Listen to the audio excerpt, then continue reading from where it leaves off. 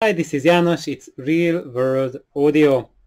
This is the channel for the unlikely audiophiles who really love music and also are on their quest, or maybe they have arrived to put together a really nice, cozy system that goes well with your room, that plays music for you, and really all that matters is that you enjoy the music to its fullest.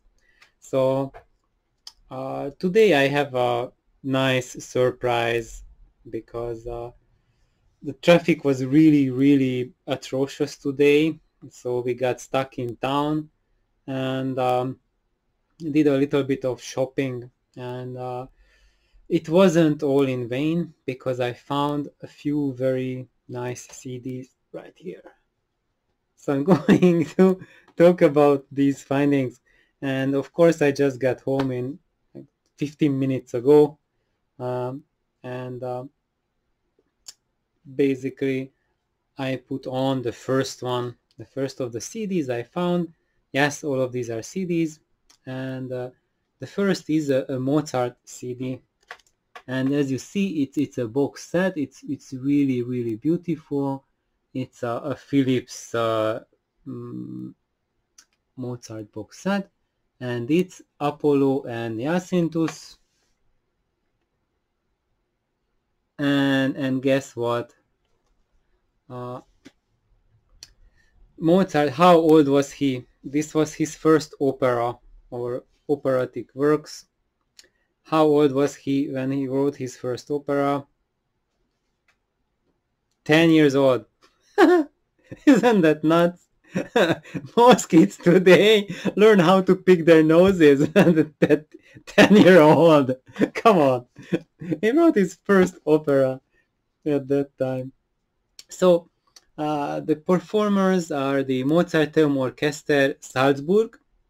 So and Salzburger Kammerchor, the chorus whom they are singing, and Leopold Hager is the conductor. And I'm not sure. He might be Swiss. Uh, I I had a Swiss coworker, and his last name was Hager. So maybe he's Swiss. And this was made in 1991, Philips Classics Productions, and AAD, so it was analog recording on tape, mastered in the analog domain, and of course written on a CD. And usually what I can say is that these Philips sets, I have another one of them, and that's the Claudio Arrau Schubert box set, and that one is I could say probably one of my most natural sounding CDs. So if I play that, it sounds as if I was playing analog. So it actually it's still not exactly like an LP, but I don't mind. So that's the only CD that I put on, and I don't mind at all. It's in digital format, uh, and of course now I'm a little bit segueing uh, into just reaching out. Like there's this whole crazy debate going on about digital or analog, like there's like OCD Mikey. He's been doing a couple of videos recently, and he's been saying basically that if you are new to audio and you want the highest level sound, you should go for digital and don't waste your time with playing around with analog. And um, and and he is right and wrong at the same time. So he is right because he has a recipe that he has put together. He can put together a digital setup for you, like a very high level digital, and you can play with that, play around, and get easily digital recordings. Now it's not so hard to find stuff streaming unlimited. CDs easy to find. Look, I bought this CD. The price tag says $3.99 on it, and it was 50% off. So I paid two very hard dollars for it. So it's not that hard today to find digital media, but I really have to say that the CDs, used CDs prices are really climbing up like really crazy. But I bought this at where was that? At Savers. That's like a really cheapo place if you wanna get stuff. But occasionally I check out. They have CDs selection. People donate secondhand stuff, and sometimes you can find treasures. Most of the stuff is like whatever, but sometimes you can find something really unexpected for very little money. So if you are conscientious or a little bit more, you don't have just 50K for a DAC or a streamer just to throw out, and you are focusing about how to spend your money and at the same time have audio enjoyment, then that's a really nice option where you can find CDs. Just go to places that sell you stuff, and even if they are not specialized in selling CDs like Savers isn't, but sometimes they have really good things. And you see, I have a stack here behind me. I picked up all of these there, so I'm going to talk a little bit about all of them. And just going back to this analog versus digital stuff is that actually what I recommend for you to do is that if you don't have any LPs, if you don't have a collection and you are starting up, it will be much easier just to get into digital. And if you, especially if you're a young kid and you are used to having stuff on your phone, and playing from your playlist on your iPhone, then even playing CDs will be like a tremendous chore for you that can break your back, cause really serious health issues, just do, press, button, like open up, like, oh, take it out from the cover, and then open it up. This is really hard, I don't know how these new kids can manage that, dude.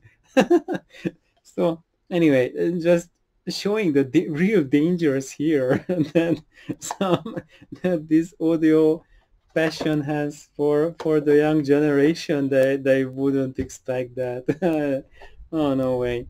So anyway, even this might be a challenge for a young audiophile to get used to CDs. For them it's like, wow, CDs, like, man, you're a dinosaur, you listen to CD, what's wrong with you? And oh, I never forget, this was 15 years ago. My coworker's daughter, who was 15 years ago at high school age, and they came over to our place and she saw my vinyl and she said, what are those? Are those like big CDs? So I just crack up. Yeah. So anyway, there's a lot of challenges for young people when they go into audio, and if they keep in the digital domain, they can keep their sanity easier. So that's why I would say, just if you start up, you are young, start with CDs, and they will be easier to shift your mind into a gear. And it's not really about what sounds better or what sounds best. It's more about your evolution. Because if you are stuck in that mentality that people usually get when we come from the non-audiophile side to this dark audio side, where you go for like high sound quality and enjoyment, is people fall into the trap of just picking like certain songs. Maybe they put together a playlist of of 1 minute pieces of songs and just play them everywhere they go. They carry that playlist and play like half a minute of each song from a playlist, and that's where their minds are wrapped around. And a lot of people tell me that I have difficulty even finishing a whole song, and let alone like playing a whole album. And this piece, this is 2 CDs, and look at that. Where does it say? I think it says here. No, it doesn't say. I think it says in the booklet. No, it says here, total playing time 1 hour 22 minutes. So a lot of people have problem listening even to a full CD, but let alone the 2 CDs for the entire piece. You really have to change gears in your head. And I would say to all of you that your system sounds good when it lets you sit down and listen to both CDs on one sitting, and you don't feel after the first 40 minutes that, oh man, I have to put on my track, that special track that has all that bass in it, and then that big blue. It's kind of like that mentality that you are just pushing one track after the other. It's kind of like a heroin junkie going for bigger and bigger overdose. And the end of that, the result is you burn out totally. After your last shot, you are in a coma. And what do I do? What do I do with my brain? My brain is done. It's toast. So this is your challenge. This is the new generation's challenge, is that you have to retrain your brain. And it's not the stereo that's going to give you the bigger and bigger thrills. So if you are in that role, that you have these favorite songs and you have to have that, then going for a better equipment will make your addiction worse. Wherever you are, what kind of dissatisfaction you have with your system, the higher the quality you ramp it up, that dissatisfaction will grow greater and greater. And right now maybe you have just some little anxiety, but 10 years from now you will have major anxiety, and it will spill over to your entire life and manifest as major insecurity that will mess up your life. And I'm saying this because I have seen this happen. Luckily not with me, but I've seen it with my in my audio buddies. Not everyone, but some of them. But definitely this does happen. And when you are in that mode, that track, to listen for the single track, that you are endangering yourself. And when you start up as a budding audiophile, that's why I recommend, if you are hard on streaming, try to get a CD transport and try to go for CDs. And if you think CDs are too expensive, then stream a whole program, a whole CD's worth. Look at Apollo and Yacintus and just stream the whole album, not just one song and you are done. And that's it. And so first, just stream whole albums and just train yourself to put your butt down and listen to the entire album. And after you are finished with the album, then think about the experience. Don't put on a second album right away and try to flip through it like pancakes or something. Listen to a piece and digest it, because this is what music is about. Mozart didn't write this music so that it goes in your ear and it leaves the other one. Oh, look, I'm making this sound and I have a cat. It attracted Kintaro, so look at that.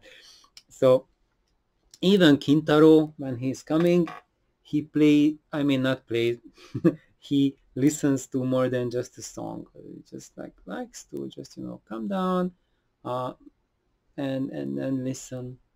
And if a cat has enough attention span to listen for like 15 minutes, half an hour, then it would be a crying shame, if us humans can't reach to a level of a cat.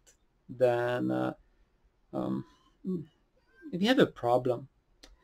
Anyway, maybe that's just a segue. And Kintaro, I think he he thinks like reach the level of a cat. We are much higher level than you guys.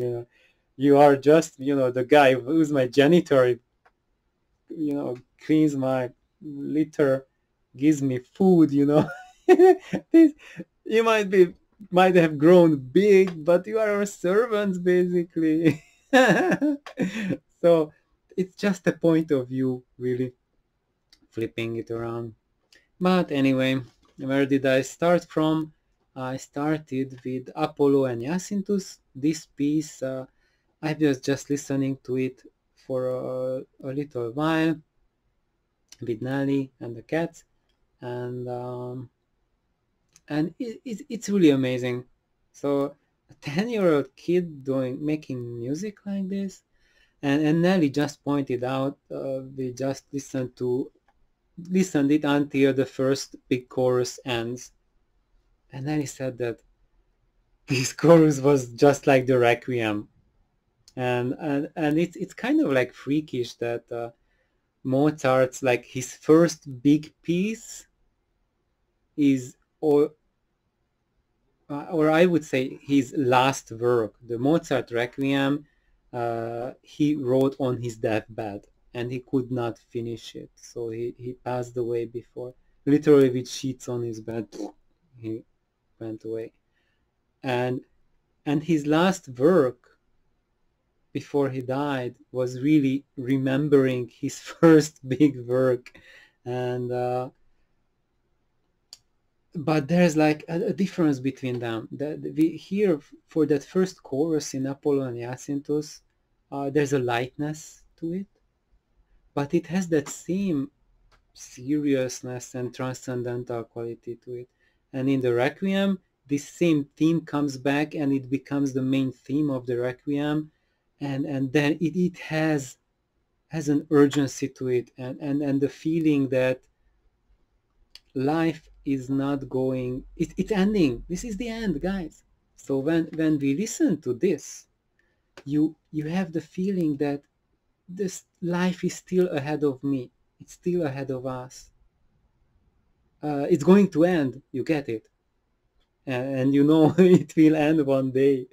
And then for the Requiem, it's like, man, the day has come, and the years were all too short.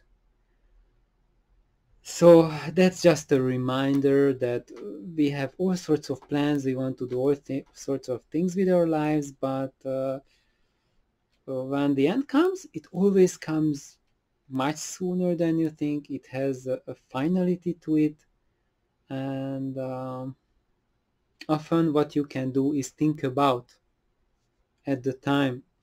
And Mozart is sending us a warning with Apollo and Jacintus and the Requiem that if you don't take it seriously at the time when you have the time to do things, a time will arrive when you can't do anything about it. So anyway, this is really a beautiful piece. I can recommend it to everyone. And before I go to the next song, possibly in the next video, then I have to do a confession to you all, because from my early days I used to listen to Mozart a lot, and to a degree that actually I got quite jaded with Mozart, and then for a while I didn't even listen to it, because when you listen to Mozart intravenously, like loads of Mozart and various works, After a while you will notice that he wrote the same piece. All of Mozart's music is essentially the same piece, the same sound is coming through all of his pieces. Of course, when you get to know Mozart, it's like, wow, it's all over the places. Mm, like if you compare his Requiem with the Magic Flute and Apollo and Hyacinthus, all seem to be very, very diverse. But when you spend thousands of hours watching, I mean, not watching, listening to hundreds of Mozart pieces, it's really one big piece. His life is one big uh, universe of sound brought to us. That's 100% Mozart. And so what I was doing is that when you check out the earlier works of Mozart, like Apollo and Hyacinthus, they follow the Italian composition style. So there's a lot of recitativo in it, which is like people are basically telling the story, like here the story of love story of Apollo and Hyacinthus, and there's a lot of dialogue going on in the opera and in these pieces, and instead of talking, they are recounting the action with singing. So that kind of thing. It's a lot of fun at first, but after an hour of recitativo, maybe if you never heard it in your life, you listen to Apollo and Hyacinthus, it will be something very different and an interesting experience. And and for example, that's where a box set comes in very handy, because you can whip out the booklet, and the booklet, it has the lyrics, it has the text, what they are singing, and here they sing it in Italian, and it has English, German, and I think French translation as well. So you can pick any language. Maybe if let's say like English is your native language, then you can use the other languages, and first you can listen to it multiple times. Some people just memorize the lyrics just by watching it, and then you can look at different translations. That's what I'm having fun with. Like I read the French one or the Italian, and just compare the different translations, play around how it sounds. Anyway, so you can make it a lot of fun, and especially if you have the booklet, then you can read that. If you just stream it, then you don't have any of these in your hand, right? So that's why this really helps you to put in the mood to really get to know the piece. And when you understand the lyrics, then it's not such a bore anymore that these people do the dialogue. Yacintus, what are you doing? And it's not just like, oh, they're just, I don't understand the word, but there's a story going on. And often they pick the stories to have some sort of interest, or be at least, like when you listen to it, it's like watching a movie. You will have at least that level of entertainment and much higher level of education than just watching a Hollywood movie where the action is at just people shooting each other, like 1,000 rounds, and they still can't hit the target. What's going on? And then comes the actor. Cha, done. Yeah. So these have a little bit more complexity to the plot, and however, that confession that I wanted to get to was about me when I was doing my PhD. At that time, I eh, castrated Mozart's early pieces. So what I did, that was the beginning of the digital era. So I got the Mozart CD, and I burned a new CD of a Mozart CD. Basically, I took off the recitativo parts from it, so it was just the musical pieces and these discussions, the lyrics, when they are having the discussions, which is fun. But if you're listening to the 50th piece like that, it's immensely boring, and and just woo, woo. It's like a filler. You are kind of like taking off the filler, and I did like that, and especially these early works of Mozart with all of these recitativo in it. If you cut out the recitativo, it it almost becomes like a much more mature Mozart, which is essentially the early Mozart without the recitativo, and then uh, those are much more suitable for a modern 20th or 21st century uh, mindset consumption, that you have a piece and you have just music going on, beautiful melodies, one following the next, and it's great, it's fantastic. And to our mind, when we are used to the world rushing around us, even that's a challenge to just listen to a half an hour of music. And uh, and and this piece from Mozart's time is from an era, from an age when they sat down for a whole night. They were not rushing about, and they enjoyed the music, and they also enjoyed a storyline woven into the music, told by the recitativo. And uh, and now, 20 plus years after that time when I did this uh, sacrilegious doctoring of Mozart's works, now I feel that I start to enjoy recitativo again, and I want to listen to the whole piece, because I used to listen to it most of the time without the dialogues, and and the past 5 years or so I started listening to them again with the lyrics, rediscovered it, and and this also coincides with the audio system maturing, and not just the audio system, but particularly me maturing to that level that I finally am able to uh, enjoy music to at a deeper level, hmm, at a more complete level. I don't know.